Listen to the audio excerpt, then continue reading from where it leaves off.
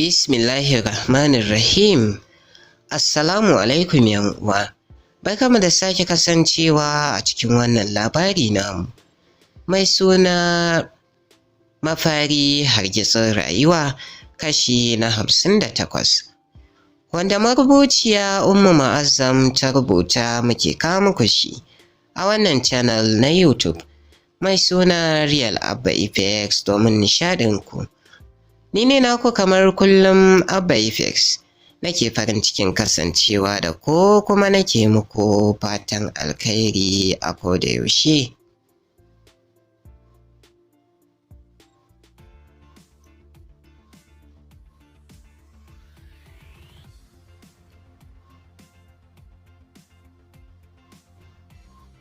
Tun ganin farko da Yusuf ɗin ya yi wa Farfesa ɗin ya riga ya cika masa ido da kwarjininsa tare da cikar kamalarsa, sannan halin dattako da mutuntaka da ya dinga nuna masa a kowace haɗuwarsu, mafi mahimmanci kula da rayuwar 'yarsa da ya yi na wani lokaci. Bayan da ba don haka ba, babu abin da zai hana ya karta wa Farfesa rashin mutunci, ya kuma gwada ƙarfin ikonsa na soja.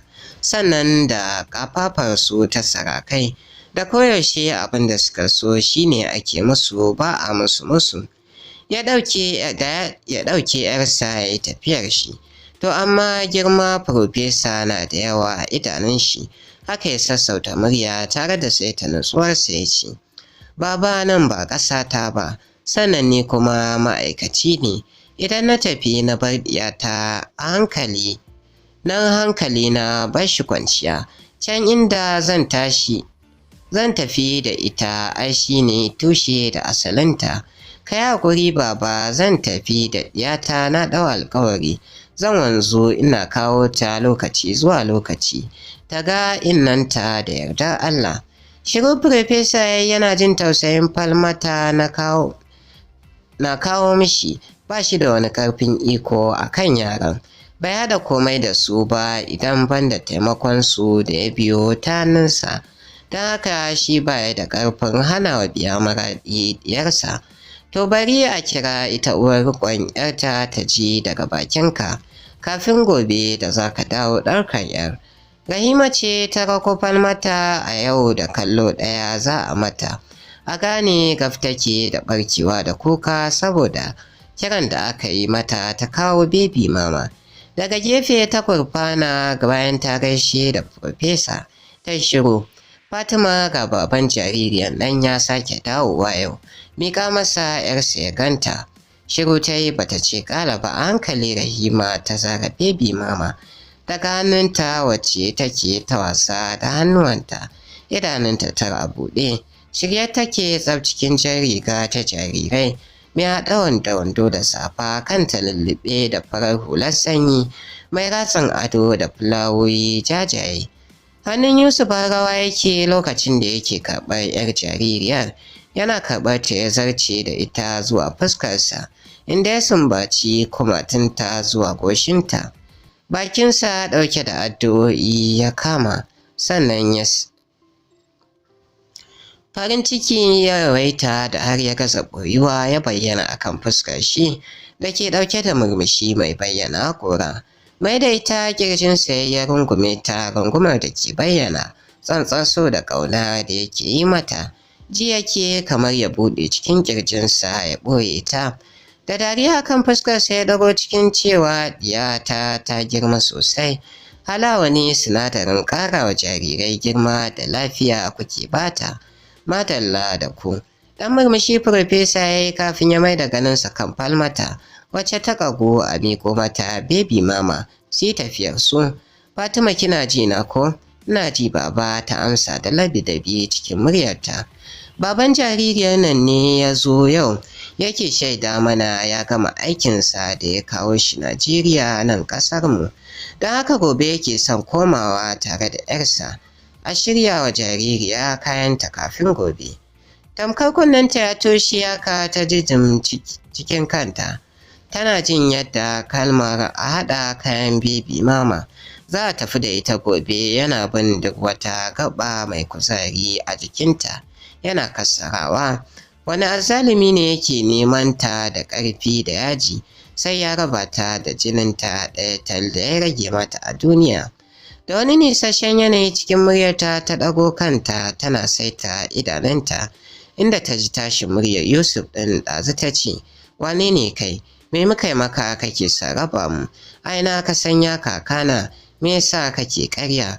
Shiru ta yi tana jin yadda fitar numfashinta take sauyawa kafin ta ce cikin ƙarajin kuka da ya taho mata. Ƙarya kake, baby mama ba ta da baba, kai ba babanta ba ne. Ya kaka ita kaɗai ta haifi baby mama.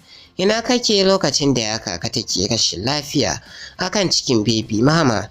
Ina kake lokacin da ya kaka take shan wahala alhalin baby mama tana cikinta? A ina kake lokacin da ya kaka na ta mutu sanadin haihuwar baby mama? Karya kake, kai mugu ne. Ba kai ba ne baban baby, kana so ne ka gudu da ita. Rarrafawa ta inda ta ji sautin baba Profesa yana ƙoƙarin son katse mata maganganunta. Ilahirin jikinta rawa yake lokacin da ta dangana da jikin kujerar da yake zaune. Baba, ba ni da kowa sai bibi ya kaka.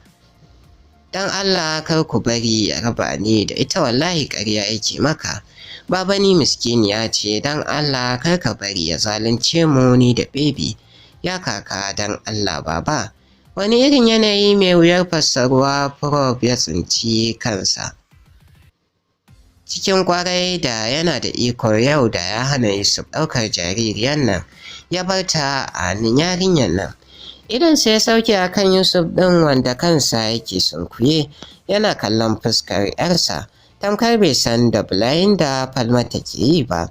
San baya so tausayin Falmata ya fara tsirga masa ya sanya shi barin 'yar da Allah ya jarabce shi a kanta hannun mutanen da ba shi da tabbacin za su iya riƙonta har tsawon rayuwarta. Kar wata rana ta wulaƙanta ko ta sha wuyar rayuwa. 'Yarsa mace ƙwarai tana buƙatar uba a halin tafiyar rayuwarta na nan duniya. Shi ya baranta daga samari irinsa waɗanda za su samu haihuwa ta haramtacciyar hanya su ƙarawa kansu zunubi ta hanyar yin watsi da abin da suka haifa ko ma su kashe baki ɗaya. Yana so ya Ubangiji ya yafe masa akan zunubin da ya yi ta hanyar samar da ita bayan fatan shaiɗan ya sake jan shi ya aikata wani zunubin da ya fi wanda ya aikata a baya muni. Mayar da ganinsa Profesa ya ga Falmata cikin sigarar rashi ya ce, Fatima, ki daina cewa jaririyar nan ba ta da baba, alhalin ga babanta nan a zaune yana jinki. Babu kyau haka. Ki haƙuri ki bari ya tafi da 'yarsa, ya yi alƙawarin zai dinga kawo ta nan gidan gurinki, kin ji ko? Sai lokacin Yusuf ya ɗago kansa ya dube ta, ƙwarai na yi alƙawari ƙanwata. Zan dinga kawo ta zuwa gare ki har girmanta. Ke ai har abada uwa kike a gare ta. Zumbur Falmata ta miƙe tsaye cikin takun da ƙafafuwanta suke harɗewa ta nufi inda take jin tashin muryarsa. Hannunta duka biyu ta miƙa da zumar riƙe sai saurin kaucewa yana sake ɓoye baby mama cikin kirjin shi. Gefen rigarsa ta yi wa wani ƙaƙƙarfan riƙo da ba wani wasa ba. Cewa take, don Allah ka ji tausayina ka bar min bebi, don Allah kar ka raba ni da ita, zan mutu idan ka ɗauke ta, don Allah. Numfashinta ne ya fara sarkewa daidai da ƙarasuwar Rahima wacce Profesa ya umarni da ta janye Falmata. Hawayen tausayin Falmatan suna zuriya a kumatunta. Ta tafi baya ta faɗi bisa jikin Rahima suka ƙarasa bajewa a ƙasa tare. Babu alamun numfashi ga Falmata. Subhanallahi, inna lillahi wa inna ilaihi raji'un su ne kalmomin da Profesa ke jerowa. Rahima, kira direba maza a kai ta asibiti. Da sauri Yusuf ya waigo tare da sunkuyowa kan Falmata ya tabbatar da ya ba ta numfashi nan take. Ya sanya hannu a aljihunsa ya kira direban shi. Lokaci guda fuskarsa na bayyana rudanin da yake ciki, yake cewa a dama ba ta da lafiya ne baba. Profesa bai amsa mishi ba, direban ban Yusuf shi ya fara shigowa, don haka Rahima ta fara ƙoƙarin ɗaga Falmata daga ƙasa saboda ta yi mata nauyi. Baby mama Yusuf ya miƙa Rahima lokaci guda ya sanya hannuwansa biyu ya daga Falmata wacce take sume ya fice da ita wajen motarsu. Direbansa ya buɗe gidan baya shimfiɗe ta ya karɓi baby mama daga hannun Rahima tare da yi mata umarnin ta shiga su tafi. Ta gwada musu asibiti mafi kusa da za su kai Falmata. Tafiyar mintoci 5 suka isa wani asibiti mai zaman kanshi, inda nan take likitoci suka rufu a kan Falmata suna ƙoƙarin dawo da numfashinta daidai. Hankalin Yusuf baki ɗaya a tashe yake, ya kasa zaune ya kasa tsaye, sai zirga-zirga yake tsakanin ƙofar ɗakin da Falmata take, yana rungume da baby mama. Tsoronsa ɗaya kar yarinyar nan ta mutu a sanadin rabata da ya ci zai yi da 'yarsa. Idan haka ta faru bai san inda damuwarsa za ta kai shi ba, ko kusa bai san haka take ƙaunar 'yar shi ba. Ya kasa kintata yadda ƙunar da ke tsakaninta da yayarta, wanda yake da tabbacin san da take yi mata ne ya shafi 'yarta. Idan kuwa haka ne lallai Falmata a bar tausayawa ce. Kwarai ya kamata ya yi adalci ya kuma duba. Anya idan ya raba 'yarsa da ita ya kyauta kuwa? Anya bai so kansa da yawa ba kuwa? Mintoci 40 da shigar da ita ɗakin suka fara jiyo kunji kukanta tana surutai. Da kyar biya maraɗi Yusuf ya ƙarasa gaban ɗakin daidai da fitowar babban likitan. Mun samu numfashinta ya yi daidai kamar yadda muke zato, kun sani tana da asma, to ta samu attack ne. Ya kamata a dinga kiyayewa da duk wani abu da zai iya kawo mata wahalar numfashi. Yanzu ku shiga, akwai wanda take son gani a tsakaninku. Nan da nan wani lokaci kaɗan ma za ku iya tafiya gida ko awa ɗaya haka nan gaba. Biya maradi Yusuf ne a gaba sai Rahima biye da shi. Suna shiga Rahima ta ƙarasa ta riƙe hannunta ta ce, ki daina kuka ka Fatima, ai ga bebin nan ba a tafi da ita ko ina ba. Tana ina ta ce tana lalube a hannuwanta biyu, idanunta sun ne tsabar kuka.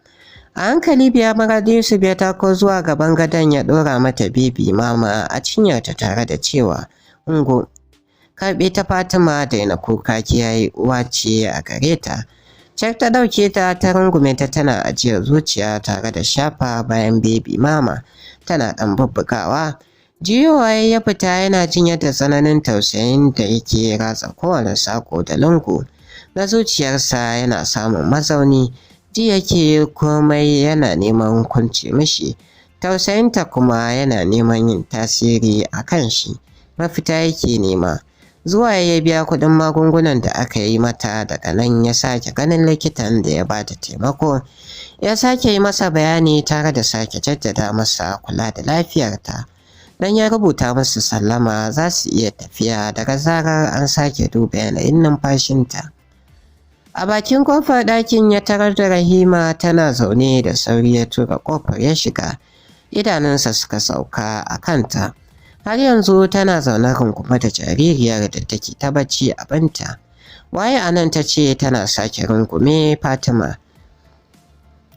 Fatima ya kira sunanta da muryarsa babu amo. Kwalla ce ta sake kawo mata ido, ita dai wannan mutumin ya fi ƙarfinta. Dan Allah ka bar min ita, kar ka raba ni da ita. Shiru yana kallonta. Idan har ya ce zuciyar shi ba ta yi laushi ba akan tausayin yarinyar, ya faɗi karya. Fatima, za ki bi ni mu tafi? Za ki bi ni na tafi tare da ku ke da ɗiyarki? Inda take jin sautin muryar ta saita idananta tamkar tana ganin shi. Muryar ta ƙasa-ƙasa ta juya tambayar kansa. Za ka yadda na bi ka?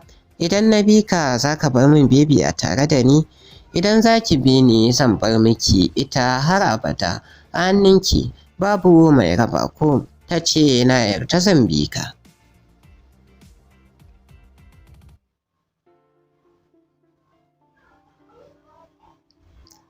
Yan uwa a nan za mu dakata, sai nan gaba insha Allah za ku ji mu ɗauke da ci gaban wannan labari.